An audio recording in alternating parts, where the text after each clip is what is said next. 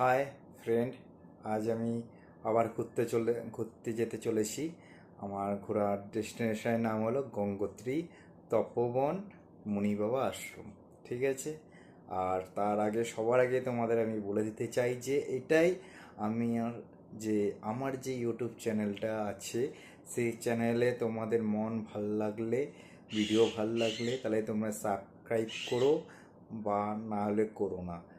ঠিক আছে, কারণ আমি এটা বলতে গেলে তোমার সাথে শেয়ার করতে চাই। আমি এই ইউটিউব চ্যানেলটা যেটা আমি খুলেছি সেটা কোনো রকম টাকা ইনকাম করার জন্য না। ঠিক আছে, আমি এই চ্যানেলটা খোলার একমাত্রই কারণ যে আমি ঘুরতে যাচ্ছি, যেসব জায়গায় ঘুরে বেরোচ্ছি সেই ঘোরার ছবিগুলো, ভিডিওগুলো পোস্ট করা। আর কোনো কিছু আমার ইচ্ছা নেই।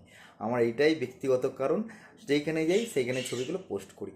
আমার ঘুরতে ভাল লাগে বলে তাই আমি তোমাদের ছবিগুলো পোস্ট করছি ইউটিউব চ্যানেলে আমার। তোমাদের ভাল লাগলে তোমরা লাইক করো, নাহলে লাইক করো না। ঠিক আছে, এটা কোনো রকম আমি টাকা ইনকাম করার জন্য আমার ইউটিউব চ্যানেলটা আমি খুলিনি। ঠিক আছে, সব বারবার করে বলছি, তোমাদের ভাল লাগলে তোমরা আমার ইউটিউব চ্যানেলটাকে লাইক করো, নাহলে লাইক করো না। কিন্তু আমি কোনো রকম টাকা ইনকাম করার জন্য আমার ইউটিউব চ্যানেলটা আমি খুলিনি।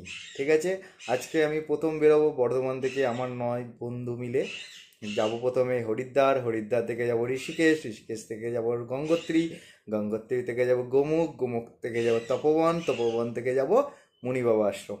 ঠিক আছে, তোমাদের সব ছবিগুলো আমি দেখাবো, তোমরা এই ভিডিওগুলো দেখাবো, তোমাদের ভালো লাগলে লাইক করো, আমার সাথে থেকো, তাহলেই হবে। আর কিছু আমি চাইছি না।